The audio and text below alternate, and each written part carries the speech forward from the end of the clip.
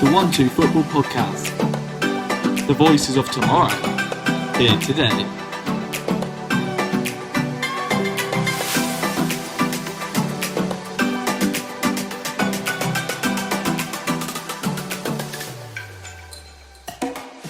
Hey guys, welcome back to the 1-2 Football Podcast. I'm Nathan, and today we're putting together our team of Euro 2020. As usual, I'm here with Ollie and Kieran. How are you guys? Yeah, I'm good. I think it's been, 2 weeks or whatever since the last podcast. It's been a bit of a while. New house, so hopefully the Wi-Fi's better, but it's been a bit weird at the minute. But I'm good. Excited for tonight, for our tonight anyway, not when it goes out. Yeah. I'm probably a bit more nervous excited, I'd say, just because I think the expectation is slightly on us a little bit.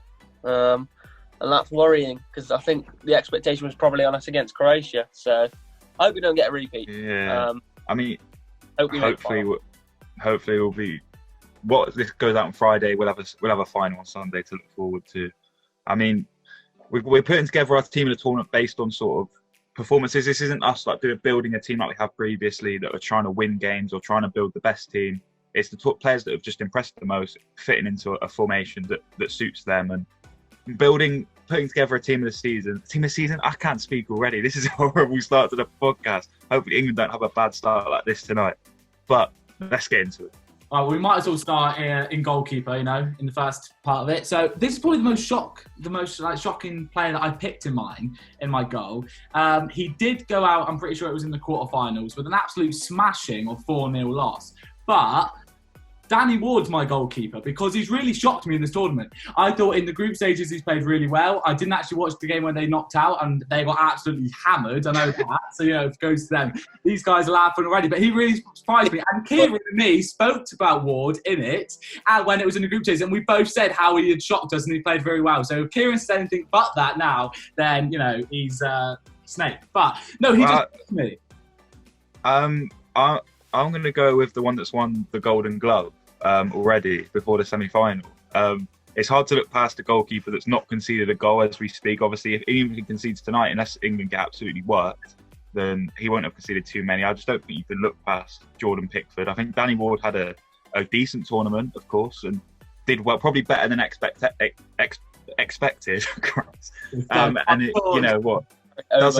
He doesn't play for Leicester that often. I don't think he had a loan spell for a while now. But for me, Pickford. I think people were worried about Pickford going into the tournament, and he's completely delivered. It's that calmness that perhaps I think people were a bit harsh on him last season. He had a bad start, but as Everton kind of got worse in the attacking areas, they got better at the back, and Pickford was the main man for them in a while. Kept him in a lot of games when they were struggling. And he's brought that form over. He always seems to be better for England. And that's maybe a bit of a silly take, but he always just seems to be more composed. He's got better defenders in front of him. And I think we've seen the best of Pickford. That kind of, once it's channeled, that passion and aggression that he has is so brilliant for a country. If you're going purely off of, performances, then I completely agree. Pickford is 100% being the best goalie in the tournament, because he hasn't conceded. But I'm doing my team based off of, who shocked me, who's probably overperformed, who, not necessarily just down to performances. So that's why Ward's in my team. No, by no means is he being the best goalkeeper. But for me, he has been one of the best that I didn't expect. So that's why he's made my team. And plus, if I went with Pickford on Donnarumma or whatever, it'll be the same. But Danny Ward really shocked me, so he's in mine. What's yours, Kieran? Well, I back you with what you say with Ward in that he shocked you, because he shocked me as well for someone who hasn't played much club football. He was making a lot of saves, and important ones at that. But like Nathan said, I think when you got someone there who hasn't conceded a goal all tournament and already won the Golden Glove before they've even completed in the semi-final, it's got to be Jordan Pickford for me. When you think about kind of the saves he's made, the only ones that really stand out to me is the one against Havertz against Germany and the one against Scotland. He hasn't really made many saves, but he's just coolness personified in an England shirt for me. And I don't think you can really look past him. And yeah, I've got a few left field choices in my team as well. I think Pickford was just kind of too glaringly obvious to not go for. So I'll stick with him. Maybe if Danny Ward had made it to the quarterfinals or the semi-finals, it would have been considered slightly more. But the round of 16, conceding 4 goals, of course, none of them were necessarily his fault, Nico Williams. But, I think I think he just didn't make it far enough for me. Yeah, I mean, I don't think Wales would have got as far as they did without him in goal. He made some crucial saves there. But anyway, we'll move up the pitch to right back. Anyone want to go first, or do you want me to? Yeah, I'll go. I mean, to be fair, a player I didn't know a whole lot about before the tournament. You hear his name, kind of one of those that gets linked with clubs, and so on and so forth. I do think it's a bit harsh on Dumfries that I've not picked him for right back. I've been really impressed with him this tournament. I think obviously, I think I said before that he heard all these rumours about a move to Everton, and he was like, no, I need to distance myself from that. He had a really good tournament just to make sure that he actually moves to a good club. And then I've gone with Joachim Miley. I don't know how to pronounce it. He's got the A and the E. Pardon? Joachim Mailer. Mailer. There we go. Mailer. I think I've just been so impressed with him. He's just been really good. He's been probably Denmark's best player in this tournament. Left-footed right back as well. It's pretty, a bizarre thing. Not often you see that. What are you saying, Kieran? I think you've had an Ollie moment here, Nathan. I was going to say, he's a left back. He's a left back. Yeah. He's a left back. I swear, give me a sec. He does. Yeah! Someone else has done it! Give me a sec. He's playing left wing back for Denmark. Striger Larsen or Daniel Vass has been playing Oh, right no, this is a howler. You've done it, me! Oh, you hate... Oh, wait. Let me share my screen right now. Oh, nah. I'm not allowed it. I'm seeing right back. What? Playing for Denmark? I don't know, man, but he's a right back by trade. For Denmark? Right, and For Denmark, he has played left back. Talking in my head. Let me see.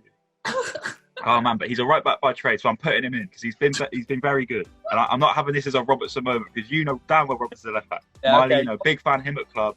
Well, right back. He's a right back by trade. He's going in my team just because I wanted to fit in another left back. I'm like Southgate but for left backs, and I think he's been just really good, and albeit wherever he's playing, I'm just double checking. I was wrong. Cool, but yeah, fine. He plays left wing back, but he's going right back because he has to be fit into this team. He's been really good, and just one of Denmark's main threats, attacking threats. Him and another player that we'll probably mention later on, Damsgaard, have linked up really well down that left side. So be it, but he's just been really good, and obviously he puts himself in a great position for a big move. I don't know if he wants to leave Atlanta. They're a very good team, but he's someone that can play on the right and left. So it's starting for Atalanta because they've got Gosens and Hatterberg starting as their wing backs. So, I mean, based on this tournament, you wouldn't blame him for wanting to move on. I mean, I'm just going to quickly go in there with my actual right back. He is a right back. If we're just saying he's got to be in the team, I could just make a full team of people in the wrong positions. But Nathan's already said it. He said it was unlucky to miss out, but Dumfries is my starting right back. I think he's just been too good to look past, and he's one I definitely can imagine getting a transfer soon.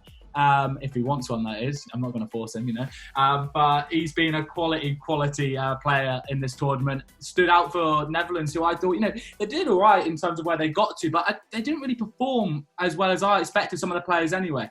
But he's someone that's really stood out for me, and so, he just slots in there. And like Nathan said, he was hard done, looked over, especially getting looked over for a left back anyway. But right back by trade. They put him there in the international. I've been watching this tournament. That's fine. Oh, that's a good choice. I mean, definitely considered it for me, but I've just gone with someone who's just, as much as I hate to say this, I really love him as a player. I've gone for Cesar Aspelliquetta at right back.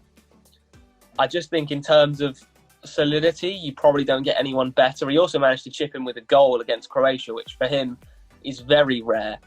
And I just love his work rate and his passion. And you can see that he's a leader on and off the pitch. And I'd imagine those first two games, Spain haven't looked the greatest. Aspelliquetta is someone you want in that dressing room, kind of pumping you up and ready for things. And I just think he's a leader. And kind of that's why I've gone for him. The goal obviously helped as well, but I don't think he's really been exposed that much defensively either. He was actually my backup. If I wasn't picking Dumfries. Yeah, Dumfries was my backup. So. Yeah, I was picking Aspelliquetta. He's a great player. And you forget how old he is, to be honest. I know he has maturity, but he still looks, fit as a fiddle. So, a good choice there, to be fair. What are our centre-back pairings then? Or did you want to do left-back? Well, let's not forget left-back first. I'll go first again. This time I'll rearrange my pick. I'll pick a left-back. I'll pick too many left-backs, it seems. Again, I'll say the person I feel has been harsh to miss out. Luke Shaw and Gossens. I've been really impressed with Gossens for Germany. That he didn't have a great tournament, but he was one of the lights, shining lights in that team. And again, another player that could be in a position for a move. But I'm going to go for the guy that unfortunately had I believe it was him that had his tournament curtailed by a horrible injury, and that's Spinazzola. I'll be honest, I didn't know who that was before the tournament started, but now I do, and I think he's a fantastic player, and it's such a shame that he's been injured, because I mean, surely the future's really bright for him after that performance. I don't know how old he is, but I mean, more eyes on him. And 28, but the future's bright for him now because he's finding that spot, like getting the recognition that he deserves on the international stage, and it's a shame that it had to end the way it did for him. You look at the Italy team today, and there are a lot of standout stars, and it's a bit of a weird one for him to be, saying one of the better players in their tournament. But you picking him, is going to make my choice easier, because it was between him or Shaw, and I don't want to be the same as everyone else. I'll go with Luke Shaw for my starting left back, since you've taken Spinazzola. I probably was going to go with Spinazzola, but let's get a bit of difference in here, and I've gone from Luke Shaw, who personally for me, at this moment in time, based on form, is the best left back in the world. Man United fan bias, maybe, but he is so good, and Jose Mourinho is absolutely kicking himself, because what a man Luke Shaw has been recently. What a guy, and hopefully he performs as well tonight, and fingers crossed on Sunday if we get there. It's ironic, isn't it, that Luke Shaw delivers an absolute masterclass in the backyard of Mourinho's new club. Yeah, that is just amazing how. But Nathan, do you want to know the main reason as to why I knew that Joachim Mæhle was a left back? Because you watch the games, I don't know. He is my left. Again, someone who I haven't heard of. I knew kind of towards the end of the season that Luke Shaw was starting to come into his own. So to be honest, I'm not surprised that he's had this good of a tournament. But I think over the course of the 4 games that Denmark have played well in, he's been a massive part of that. Going forward on that left side, he scored a great goal against Russia and against Wales. And I'm really worried about him tonight. Probably out of all the Denmark players, it's him that actually panics me the most. Just because of how deadly he's been, especially considering it's probably going to be Kyle Walker who starts at right back. Left back was kind of the most stacked position in terms of who you could select there. That's kind of why I thought I'll just go slightly left field and go for someone who maybe others won't go for. But I wasn't expecting him to be on the other side. I nearly did it well. I nearly did it as well, because I wanted to include one of Shaw or Spinazzola, but I just thought I'll just go left field with it, because I've been really, really impressed with him. Sure. I mean, 2 centre-backs, Kieran, who have you gone for? Oh, man, this was a tough one. One was pretty easy for me. The man who looks like he's 56 years old, but plays like he's still 23, Giorgio Chiellini, absolute shithouse masterclass. Every single time, Chiellini could make the easiest block ever, or Bonucci could make the easiest block ever, and they will hype each other up like they've just won the World Cup. It's that sort of camaraderie and leadership that I love about them, and that's why kind of they've got so far. Italy have not conceded many goals at all. I think, one against Belgium and one last night against Spain for when we're recording this, so it's not many at all. He's just an absolute warrior, and it looked a bit in jeopardy, because I think he missed a game through an injury, and it could have been quite easily his tournament over. But he's come back, and he doesn't look a day over 30. And just the stuff with Alba last night before the penalty, I'll be honest, I imagine that played a part. But he's just someone who age just does not define for me, and I think he's a brilliant centre back still. You know what I like most about their 2 centre-back pairings? Despite their age, and to be fair, age doesn't really impact it, but not only are they great defenders, but they're great long ball passers. Like, their accuracy to pick out a player, and especially when I was watching them in the group stages, was just incredible. So for having that sort of passing ability, even in your centre-back pairing, you can clearly see you're probably going to get to a final. I mean, you could pick Chiellini and Bonucci if you wanted to. I mean, I've not gone with Bonucci, but I agree with the Chiellini shout. I mean, what a player. It's just, and if you see how passionate they are, if you want to watch, them belt out their national anthem, it's crazy. They really want it, and that's why I think Italy probably will end up winning it. But I mean, they're just they really want it, and it feels like this is their moment. Because how old's Chiellini? I know age, you were saying age and a barrier, but I mean, he's getting on. Let's not lie. There's going to be a time where, probably after the next World Cup. It's like 30. I think so. 34, 35. But probably the next World Cup will be their last major tournament. So they have to perform, and Chiellini and Bonucci have both done that after Juventus haven't had the best seasons either, so they've come and they've delivered for their country. Kieran, who's partner in Chiellini for you? Oh, it's a tough one because I think since the Finland/Belgium game, the pairing of, or I say pairing, Vestergaard's had a few moments where he's looked a bit frail, but I think Simon Kjær and Christensen have been brilliant for Denmark defensively. They've stopped a lot of attackers, but in terms of someone who's just had the most ridiculous impact, in my opinion, on the defence that he plays for, I've got to go for Harry Maguire. I just think, you can say what you want about that he missed the first two group games. There's just something about the England defence that makes me feel so at ease when he's there. And I never thought I'd say that because I always thought Maguire was a liability. And, point in case, the fact, I believe it was against Denmark where he got sent off for England not too long ago. So to see kind of how far, it's almost like he's matured, I'd say, into just someone who just, he doesn't look like he's going to make a mistake again. And the way he brings the ball out from the back is just so impressive. And it's not even his speed coming out, it's the way he looks after the ball that I just love as well. Of course, the header against Ukraine as well was kind of exactly what you want him there for. Someone who I think probably doesn't show the prowess that he should in the air, because in the defensive box, 9 times out of 10, he'll win every header, every corner, every free kick that gets brought in. So you want to see that going forward a bit more. And I think we are starting to see that now. It happened in the last tournament as well against, I want to say it was Sweden, he scored a header against. So, I mean, regardless of whether or not he's a few less games than others, I think in terms of the impact he's had, it's got to be Harry Maguire. Yeah, I agree. That's my two, Chiellini and Maguire. I tried to think of alternatives. Akanji was the only one that sort of sprang to mind in terms of someone that's had a decent tournament. But yeah, Maguire's just excellent. I mean, Mings did a great job coming in and deputising for 2 games, but it was obvious as soon as Maguire was fit, he had to play. And he didn't look like he'd missed a game. He looked like he'd been playing the whole season with United. It didn't look like he had that long injury. So, I mean, that's a credit to him and what a fantastic tournament he's had. And I think probably that time at Man United now, where he's been the leader, he's been the guy in the defence, the man with all the pressure on him with the big price tag, has probably helped him when he comes to a not less pressurised environment, but he's got other players around him that have similar experiences, have gone for similar amounts of money and that sort of thing. So I think it's benefited him, and yeah, he's been excellent. Have you both got the same set about pairing then? Mm-hmm. Yeah. Well, I haven't got either of them in mind. What? So I've actually gone for Maguire's partner recently, and I've gone for Stones. He's played. Yeah, fair enough. He's played throughout the entire tournament. He's been great. Everyone was on about Ruben Diaz and how they didn't really concede much as a partner, but now he's with Maguire or Mings and they aren't really conceding. So I think you got a bit of a consistency there with one player, and so Stones is in mind. And to partner him, Kieran did actually say his name a minute ago. I am going to absolutely ball up his name, but you can. He is Denmark, Simone, whatever. Yeah. I've got him not only because he's done really well, but also he saved a man's life basically.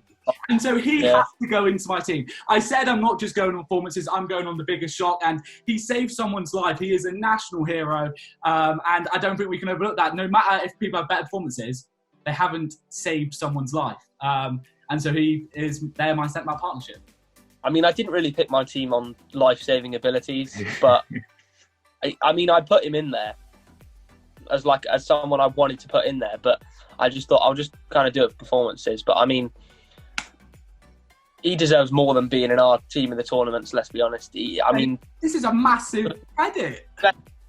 You can't really say otherwise about that from considering what he's done. And I mean, that defines leader on the pitch, really taking the initiative in that moment to do what he felt was right.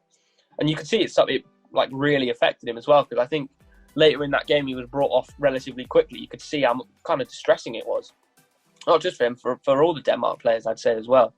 But I kind of went for on the ball performances. But in terms of that, you got a like I've said, my team isn't all based on just the performances, based on who've shocked me and other reasons. So he gets in that. But I saw your face, especially Nathan's, when I said neither of them were in my back two. But I think I made up for it with 2 fairly decent picks there anyway. So yeah. I think you've done well there, to be fair. Kjær's had a great tournament and very impressive man, not just footballer. But onto the midfield, we've all kind of just gone with we'll say our three. I think I'll go first. I think Højbjerg was someone that I almost put in there because he's had a very decent tournament for Denmark. Obviously, Denmark have generally had a good tournament while they're in semi-finals. Been impressed by Delaney as well. Locatelli's unlucky to miss out. There's someone I'd heard about Locatelli, great player, but I've never seen it. Seen him genuinely, not that I didn't see him, think he was any good, but he's coming and he's really shown why he's deserved of a big move this summer. I know he had the awful penalty. Well, it wasn't awful, it was unlucky to be fair. It was a good pen, but it was saved. But he'll be off to Juventus in the summer for sure. My midfield three, I've gone with Barella, Pedri, and Damsgaard. I mean, that's like a wonder kid sort of midfield three. But Barella has been really impressive, incredible for Inter Milan in their title-winning season, and has just come in and shown levels, shown why he's there. And it's similar with Pedri. I mean, obviously, Barca didn't win the league, but I think he's played over 50 games this season. Poor kid must be knackered, but he's still putting in fantastic performances in high-pressure situations like last night in the semi-final, regardless of result. And Damsgaard, I mean, it's another high-pressure thing. Eriksen, what happened to him was horrible, and he's the talisman of that team. He was the guy, he was their best player. Everything went through him. And now Damsgaard stepped up and, has done really well and established himself as someone that we all have to watch out for now, from a player that probably only Italian football fans and Denmark fans knew. But now we know we have to look out for this guy because he's so talented. I can't remember who he scored that goal against. I want to say Russia. But that was just an absolutely superb goal. It was Eriksen-esque sort of thing. So really impressive tournament. So that's my midfield three. What about you, Ollie? I mean, I think every single one of us could pick all different players, and they will all be incredible because I feel like midfielders have really shone in this tournament. And mine are all different to yours, once again. So put them where you want, but Italy's midfield has just been incredible, so I couldn't not have any of them. So I've got only one of them. Though I did stop myself from going crazy. I have Jorginho. I think he's been immense. I think he's sort of such a wise head in him. His passing ability is crazy, and I don't feel like I feel like he's a bit underrated at Chelsea at times. There's a lot of things linking him away at first when I've completely gone mind blank now. What's the manager called? When Sarri came in, wasn't it? And he was like his guy, and everything Sarri did wrong was blamed on him. Yeah, and then it just seems to have gone downhill. But no, he's done really well this tournament. I'm going for home team again. Phillips, he shocked me. He had a great first game. I think that's probably his best game in the tournament, to be honest. Hasn't necessarily hit that since, but he still had a really consistent and strong tournament. Someone that I didn't even pick in my team to go, didn't really rate him at all, and that's why he's in it, because he has shocked me. I said I'm not completely going on the best performances. I'm going on shocked me as well, and he has definitely done that. Needs to start for England. He's a great person. I'm still unsure about Rice and him starting next to each other. A bit too defensive in my mind, but Phillips, great players. And next to him, someone that shocked me, it was meant to be a big thing, and he collapsed. He absolutely collapsed. Didn't work out at Bayern Munich, but it is Renato Sanchez, or whatever you want to say his name. It linked with Liverpool, and to be honest with you, that would be a great signing. He has been so good. He's probably the best player I watched when I watched Portugal, because his ability just to win the ball, run with the ball, pass it, he did everything. And he's had a really weird career so far, but he's still young. So he's still got loads of time to, become world class. And I think this tournament could be the start of, maybe his second stint at, trying to make a big name for himself. So that's my midfield three. He had a great season at Lille, didn't he, Sanchez? And now he's linked with Liverpool. Asked 30 million. Come on, Liverpool, please, just get him in. I mean, what a player that would be! Absolute. Looks like Portugal are very underwhelming in this tournament, as they do tend to be. They're not necessarily the most fun team to watch ever, but I thought that Sanchez was a standout for them. Kieran, what about your midfield three? Just on Renato Sanchez as well, I completely forgot about him because I think the first two games, I don't know if he played, because I'm pretty sure they played that kind of double pivot of Danilo Pereira and William Carvalho. But every time he came on, every time he got on the ball, he just looked immense. The game against France, he was ragdolling Pogba and Kante around. It was incredible to watch, but I completely forgot about him. I'm still sticking with the midfield three that I've got, and it's actually all three of these players have been named. You both decided to go for only one Italy player. Yeah, I couldn't do that. That midfield has been so impressive to me. So at kind of the base of it is Jorginho. I think his penalty last night sums up his tournament. He's just had that coolness, that swagger, that kind of suave about him. Every time he gets on the ball, he sets the tempo for his team.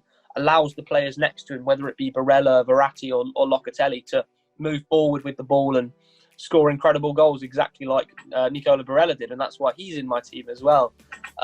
Someone who his work ethic has just been so incredibly impressive. You know, in the latter stages of the games, he's just looks like he's got a full tank of stamina to go. So I mean, I kind of had to put him in. And another player, my final one, who's a bit of an engine, especially in that first game against Croatia, is Calvin Phillips.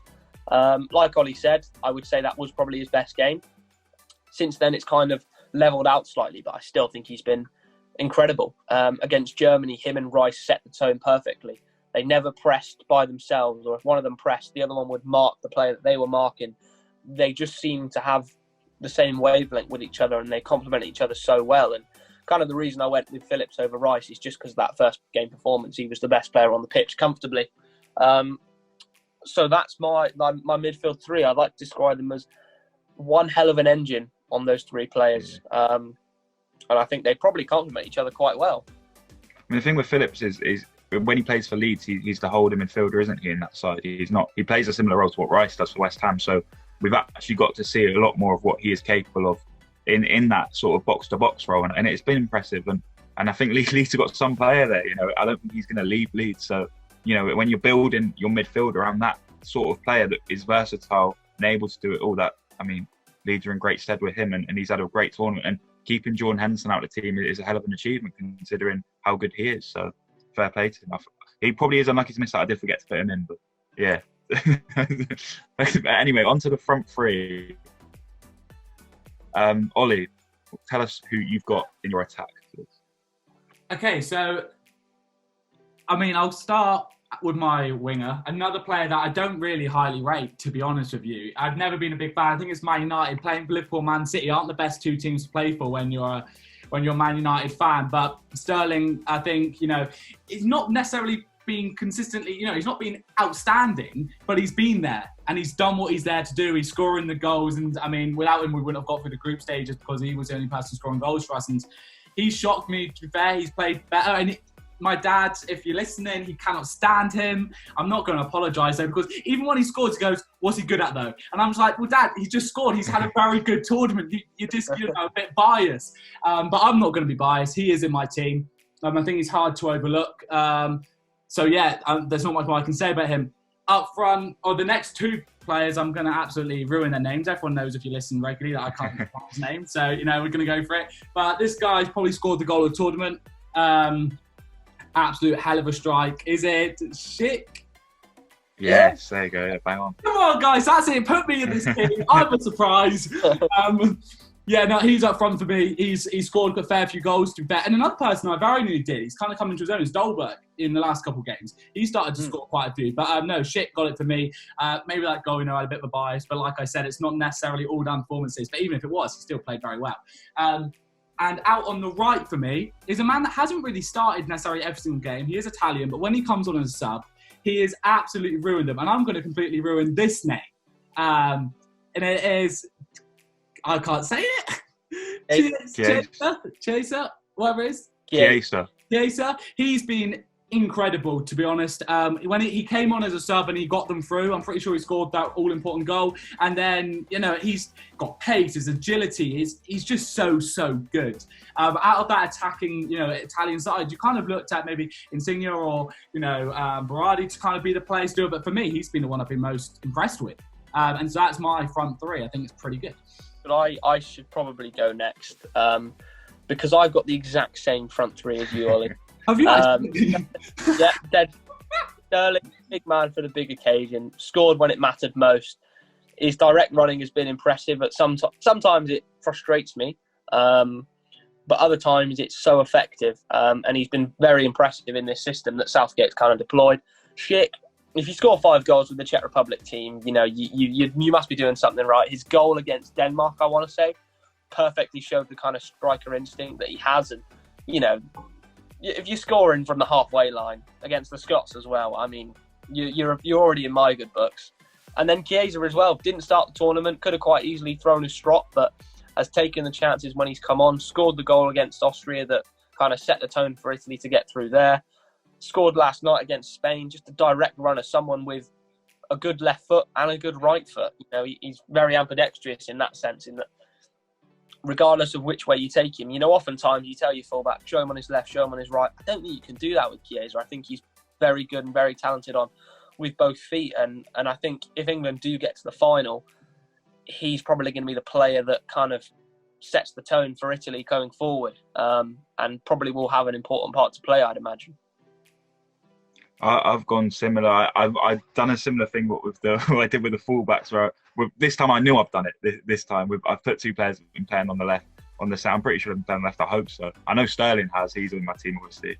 Fantastic performances. I mean, you can't doubt him now. You know, he's been absolute sensation for England. Insigne was the different player I went for. Schick was my striker.